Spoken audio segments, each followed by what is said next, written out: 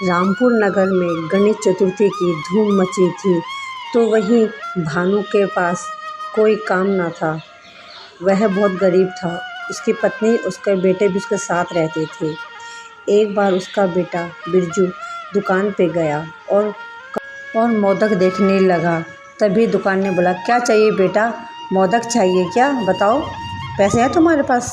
नहीं अंकल, मेरे पास पैसे तो नहीं है, पर मुझे आप पैसे नहीं है तो मेरी दुकान पे क्यों खड़ा है? जा निकल यहाँ से, मैंने यहाँ धर्मशाला तो न खोली है। तभी बिरजू वहाँ से निकल के कुछ समय बाद एक पार्क पे पहुँचा। भैया, मुझे भी अपने साथ खिला लो ना बैडमिंटन, मेरे पास बैडमिंटन नहीं है।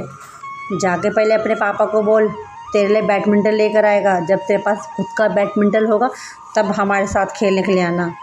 पर हम तो बहुत गरीब हैं, हम नहीं लेके आ सकते, आप अपने साथ खिला लो ना। क्या बात कर रहा है तू? हम अपना बैडमिंटन तुझे क्यों दे खेलने के लिए? तुझे अगर चाहिए तो तू अपना बैडमिंटन लेकर आ, नहीं तो हमारे साथ खेलने की कोई ज़रूरत नहीं है। जा निकल यहाँ से। वो निराश होकर वहाँ से चला गया और जाके अपनी माँ के पास बोला, माँ, मेरे पास बैट भी नहीं है खेलने के लिए, बैडमिंटन भी नहीं है, भूख भी बहुत लगी है, पापा कब आएंगे? हमने 2 दिन से कुछ नहीं खाया। माँ बताओ। बेटा, तेरे पापा को आने दे, उन्होंने बोला था शाम को आऊँगा, अगर रोज़गार मिल जाएगा तो कुछ राशन पानी लेके आऊँगा, और जब वो कुछ लेके आएंगे तभी घर में कुछ खाना बनेगा।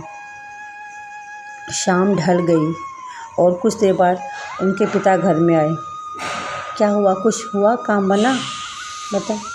आज भी कोई काम नहीं बना, कोई रोज़गार देने को तैयार ही नहीं। बताओ, हर जगह विसर्जन चल रहा है, देखो हर जगह कितनी धूम मची हुई है। मैं अपने बच्चे को ऐसे भूखा नहीं रख सकती। मैं दुकान जाती हूँ, अभी कुछ पता करके आती हूँ। चाचा जी, ज़रा आप सामान दे दोगे? रोज़ इसके पापा को काम मिलने पर ही मैं आपके पैसे लौटा दूँगी।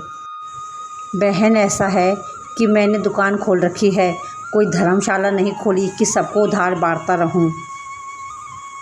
वह फिर लौट के घर आ जाती है और फिर अगले दिन बिरजू फिर से खेलने के लिए निकल जाता है और फिर पार्क में जाता है।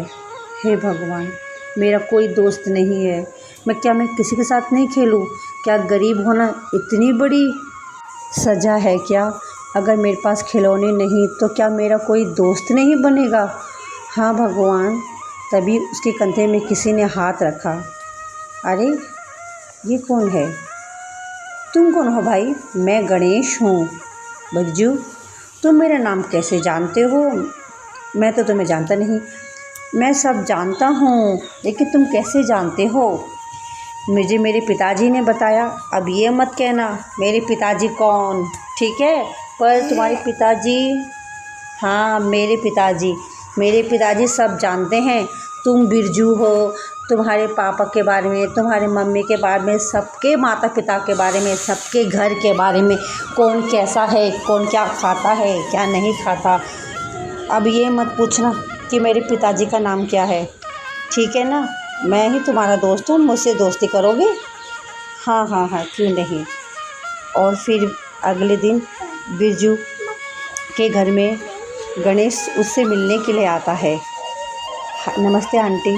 मम्मी, ये मेरा दोस्त है गणेश, इससे मेरी अभी अभी दोस्ती हुई है। माँ, इसे मोदक खिलाओ ना। हे भगवान, अब मैं क्या बोलूँ अपने इस बेटे को कि हमारे घर में तो कुछ है ही नहीं। हाँ आंटी, मुझे बहुत भूख लगी है, आप मुझे मोदक खिलाओ ना। आजकल तो हर जगह मोदक ही मोदक चल रहे हैं, खिलाओ ना आंटी। हे भगवान, ये कैसी परीक्षा है हमारी। अगर आप बुरा ना मानो तो मैं अपनी मम्मी को ले आता हूँ मदद करने के लिए। हे भगवान, अभी अपनी मम्मी को बुला के लेके आएगा। अब हम कैसे कहें कि हमारे घर में तो मोदक का सामान ही नहीं है, कुछ भी सामान नहीं है, रोज़गार नहीं था तो सामान भी नहीं ला पाया मैं। देखो, मैं अभी अपनी माँ को बुला के लाता हूँ, मेरी माँ बहुत अच्छे मोदक बनाती है। अगर आप मोदक एक बार खाओगे तो हमेशा खाते ही रह जाओगे। मैं अभी जाता हूँ, अपनी माँ को बुला के लाता हूँ। बेटा, उसे रोको ना, उसे रोको, उसे बोलो ना, हमारे घर में तो मोदक का सामान भी नहीं है। जब उसकी माँ घर पे आएगी तो हम क्या करेंगे, हम बताओ। मुझे तो बहुत शर्म आ रही है। पापा, आपने देखा ना, हमने कितनी कोशिश करी उसे मना करने की, पर फिर भी वह नहीं माना और अपनी मम्मी को बुलाने के लिए चला गया। कुछ देर बाद गणेश अपनी माँ के साथ सामान लेकर आता है। ठीक है, ये देखिए, ये है मेरी माँ, अब ये बनाएगी मोदक आपके लिए, देखिए आप।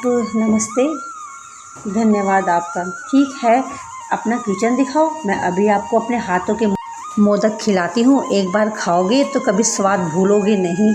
हाँ हाँ, क्यों नहीं, आइए आइए, मैं ज़रा आपको अपना किचन दिखा देता हूँ। धन्यवाद आपका यहाँ पे आने का। पापा, क्या आज हम सच में मोदक खाएंगे? बहुत दिन हो गए, हमने कुछ नहीं खाया। आज तो पापा मैं पेट भर के मोदक खाऊंगा। हाँ हाँ हाँ हाँ बिरजू। तभी वह दोनों किचन की ओर चले जाते हैं और रसोई में वह मोदक बनाने शुरू कर देते हैं। कुछ देर बाद गणेश की माँ ने इतने सारे मोदक बनाती है और कहती है कि यह सब मोदक पूरे नगर में बांट दीजिए।